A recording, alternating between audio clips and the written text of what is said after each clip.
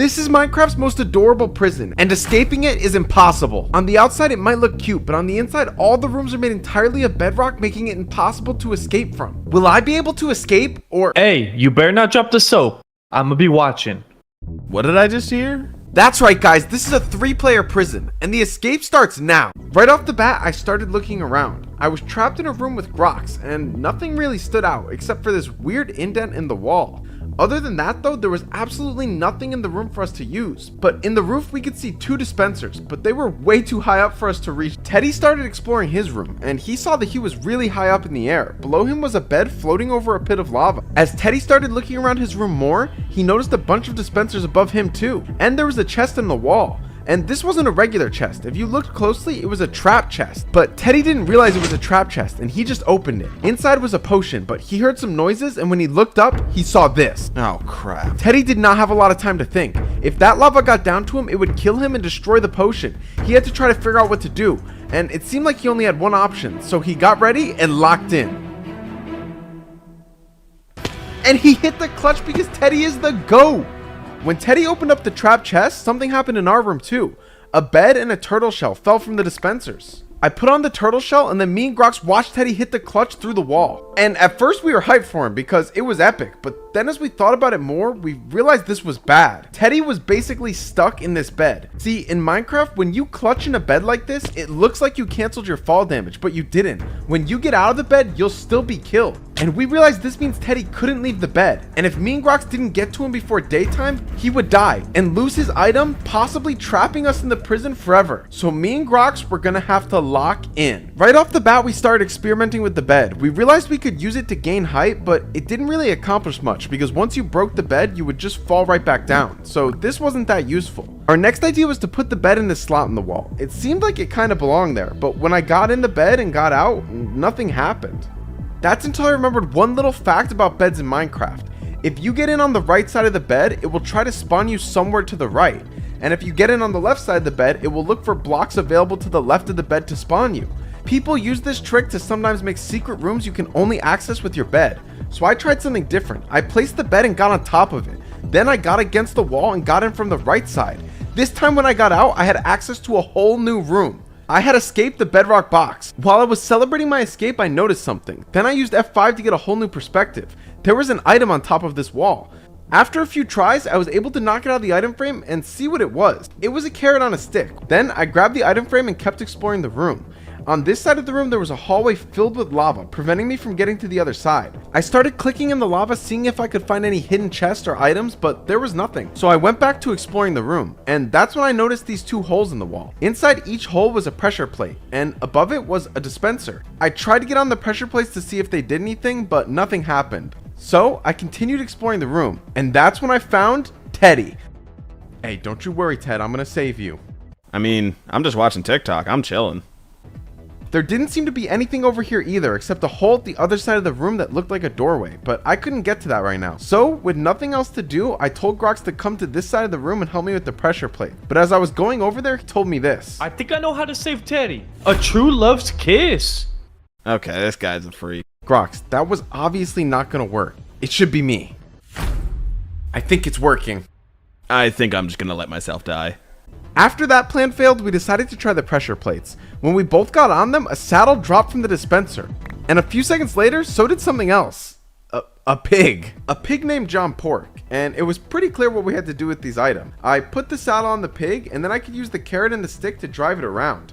But you might be wondering, how are these items going to help us save Teddy? And they're not. He's still stuck in that bed. They're going to help us get to the other side of this hallway. Let me explain. This YouTuber recently discovered one of the craziest glitches of all time, using a pig and a carrot on a stick. And I'm going to show you how to do it.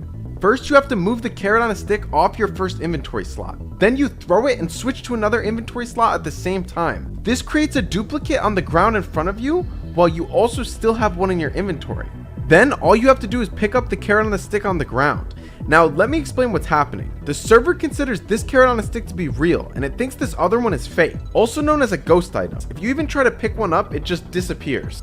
But you are able to hold them in your hand, and when I hold the fake one in my hand, I start moving. But the server doesn't think that I am, until I switch to the one that the server thinks is real. Then the server updates my position to where I am on my screen, basically making me teleport. How is that possible?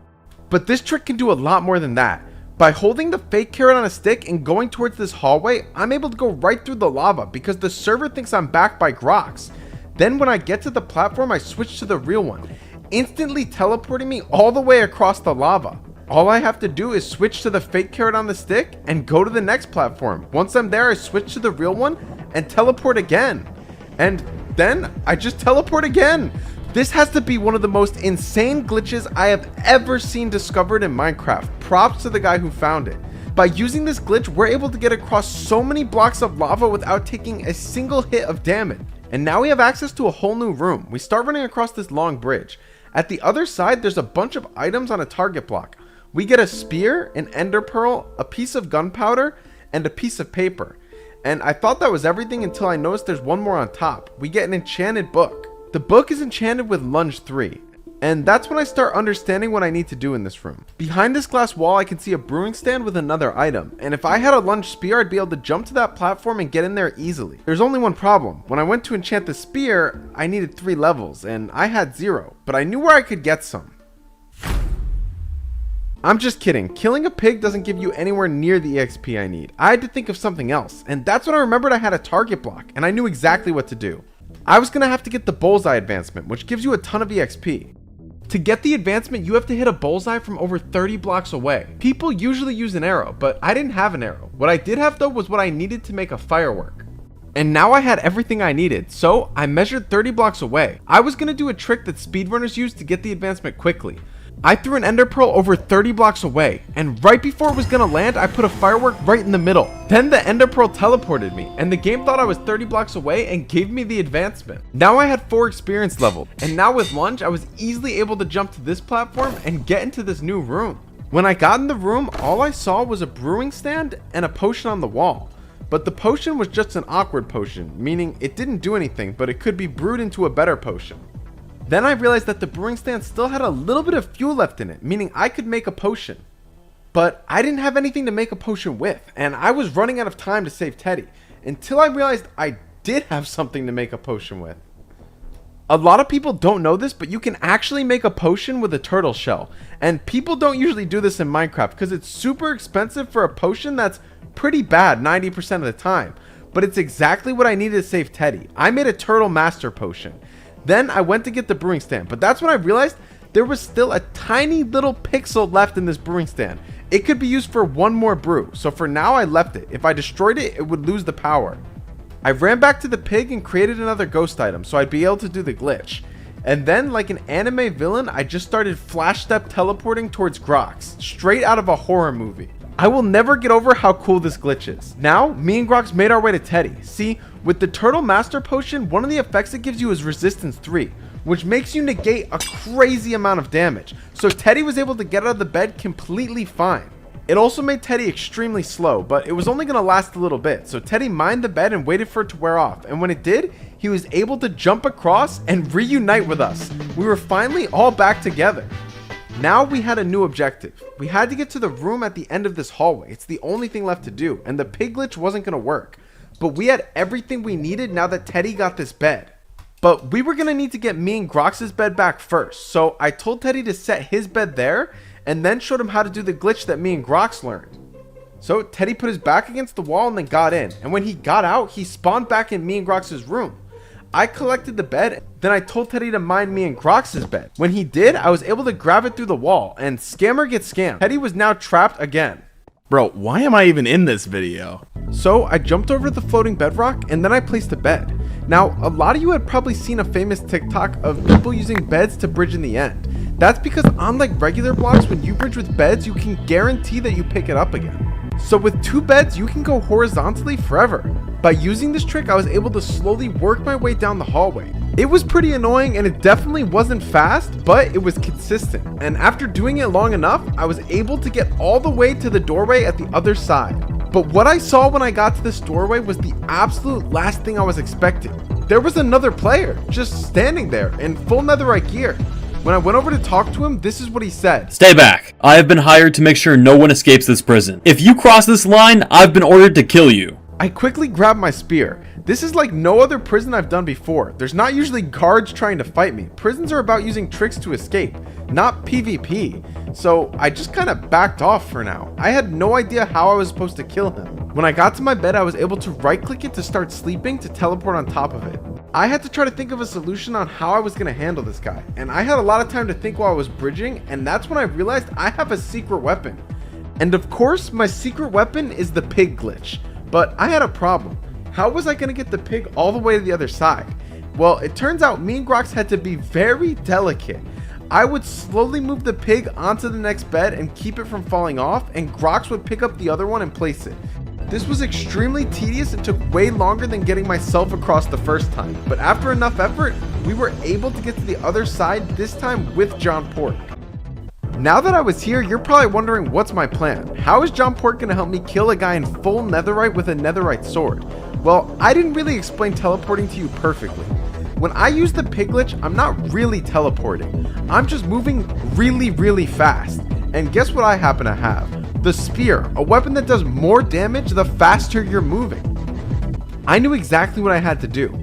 I used the carrot on a stick to reactivate the glitch. Then I got on top of the pig. Now I put the spear in my offhand.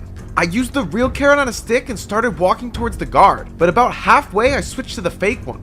On the guard screen it made it look like I stopped moving, but I didn't stop moving. I lowered the spear, and when I was in range I switched to the real one, instantly teleporting to the guard and one-shotting him. This glitch is so broken, it's crazy. What the f just happened? The only thing that dropped was his sword. I picked it up and I saw that it was enchanted with sharpness 5. I'm sure that was definitely going to be useful. Now I was able to continue down the hallway now that the guard was gone. I saw a sign that said all three must go down together with a phantom membrane. It was very clear what I had to do. I was going to have to use the phantom membrane to craft a slow falling potion. So I grabbed it and I grabbed the sign. Then I went back to the beds and I bridged back to spawn. I asked Teddy to give me the potion he had because I was going to use that to make the slow falling potion. Now I used the beds at the hallway to get across the lava. This was a lot faster than going back for John Pork and trying to bring him back to the starting area to do the glitch again. After a while, I made my way to the other side. Then I just had to use the spear to get back to the room with the potion. Now once I was in here, I could brew the slow falling potion. Once the slow falling potion was done, the brewing stand was officially out of power, which was good because I was now able to mine it and take it with me. And I was gonna need it. I started making my way back to Teddy. You might be wondering, how are all three of us gonna go down together if Teddy's stuck in the starting room? Well, I was gonna give him one of the beds back so he could glitch through the wall. But now you might be wondering, how are we supposed to get back to Grox with only one bed? Well, funny enough, the same way you can bridge with 2 beds permanently, you can do the same thing with a bed and a brewing stand.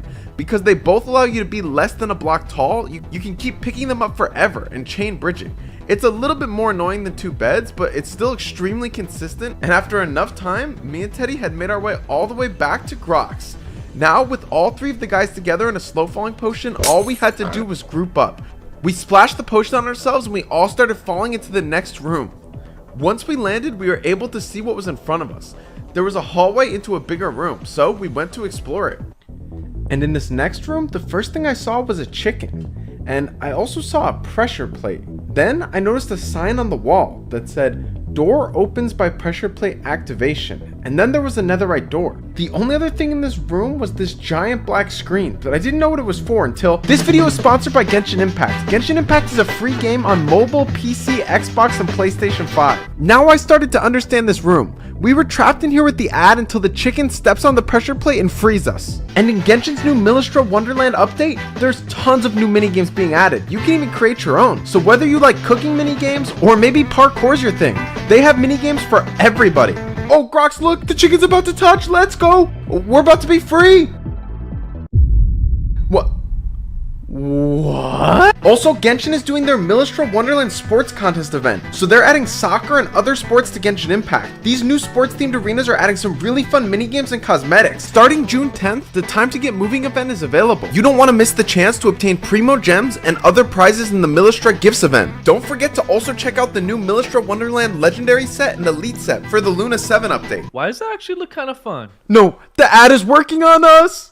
Look at the link in my description and use this code to receive 20 Primo Gems and 160 Geode of Replication. Oh, let's go! The chicken's finally gonna touch the pressure plate. We're saved! Whoa! Did the chicken just walk into the lava? Dear God. Well, we weren't actually stuck forever, because I used F5, and that's when I noticed this sign that said real exit here. I guess we could have just left at any point. So, I got on John Pork, and I carefully navigated him down here. He took a heart of damage. He was down to just half a heart left. The guys followed me, and we started exploring this next room. To my right, there was a nether portal, and to my left, there was a villager. When I got close, he said this. Did you hear about the new drama with Dave? Dear God, he's unemployed. I tried to trade with him, but it didn't work because he didn't have a job. The only other thing on this side of the room was an anvil. There was also an area where we could see rain landing in our room. When I looked up, I saw a storm and heard thunder. But that was all we could do right now. So I gave Teddy the carrot on the stick to keep John Pork away from the nether portal. Then me and Grox went through to go check it out. When we got to the other side, we saw something that lived up to the name of this prison. Some adorable copper golems. I wasn't really sure what they were used for yet, but they definitely were cute. That's when we noticed a giant pit filled with piglins that definitely wanted to eat us. While I was seeing that, Grox found a trident on the wall by the portal. We took a better look at this room, and other than the piglins, the only other thing there was this portal on the other side. But there's no way we would get to it alive without getting eaten. So we had to come up with a plan. We went back to the main room. Somehow with all our items, we had to find some way across. It seemed right now like we were stuck, like we were missing something. And that's when I realized something we could do.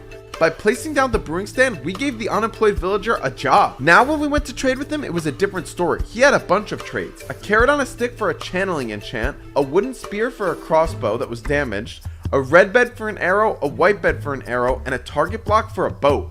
This was a lot of information, so I had to try to figure out what to do. I had the guys give me both their items. Trading the carrot on the stick meant we wouldn't be able to move John Pork anymore and do our amazing glitch. That was a steep price, but that's when I realized why we had to do it. I took the channeling book and I tried to put it on the trident. We were gonna need 4 levels. If only there was some kind of advancement we knew about that gave exactly 4 levels. We could do bullseye. That's what the rest of the trades the villager had was for. So I gave him my spear for the bow, and I gave him my bed for the arrow. I didn't want to trade the target block yet because we needed that to do bullseye, but we would come back for the bow. Now we were gonna have to figure out how to get bullseye. I looked at the tooltips and saw that this crossbow only had 5 shots left. Trying to shoot a real bullseye sometimes takes 200 shots, so that wasn't an option. We were gonna have to find a way to do it that was way more consistent. And that's when I realized what we had to do. I went into the nether and I sadly slayed out all the copper golems. I'm sorry, but I was gonna need their copper. When I was done, I had 4 copper ingots. I made a copper trap door. Then I gave Grox the crossbow and the arrow because I already got the bullseye advancement, so I wasn't able to do it. Then I collected the brewing and set up the target block in the brewing stand like this. Then I put the trapdoor on top. Now all Grox had to do was shoot an arrow right in the center of the trapdoor. Doing this would get the arrow stuck in the trapdoor and make the server think your arrow hadn't landed yet. Then he slowly walked around making sure not to pick up the arrow and went into the nether. Now, you might be confused. What's the point of Grox going into the nether? That's not even 30 blocks away. Well, the way coordinates work is in the overworld, I'm at the coordinates of about 400 and -200. But in the nether, Grox's coordinates are 50, -20. So all I had to do was flick the trapdoor, dropping Grox's arrow. That's when this happened. Grox got the bullseye achievement. The game thought that he just shot the bullseye right now, giving him all the EXP he needed to enchant the trident. So I gave Grox the book and the trident. Now he was able to go to the anvil and enchant it. Now that we got the bullseye, we didn't need the target block anymore. So I collected that in the brewing stand. Then I went to the villager and traded the target block for a bow. Now all I had to do was get John Pork in the boat. See, because it's a thunderstorm, there was something we could do to basically make John Pork evolve. I broke the boat and collected it, and Grox threw the trident at him. The lightning struck him, turning him into a zombie pillager. John Pork had just leveled up, and his aura was off the charts. And if you don't believe me, I was about to prove it. I took the boat and put John Pork in it. Then I started boating towards the nether portal. I went through the portal, instantly teleporting me and John Pork. Once I was inside the nether, I lined ourselves up with this crack in the wall. All the piglins gathered below us to try to eat us, but like I said, John Pork had insane aura. When we landed, all the piglins ran away, fearing him. See, piglins have an effect in the game where they're scared of zombie piglins. So even though they all wanted to attack us, when they would get close, they would get scared of John Pork and run away. Once we got to the portal, I waited and let Teddy and Grox go through first. Once they had teleported, I went ahead and boated in with John Pork. He is literally carrying this video with his aura. Once we went through the portal, we were now in the final room. There was a sign, and it said chicken's effect lasts 3 minutes after chunk loads. There was also a lead.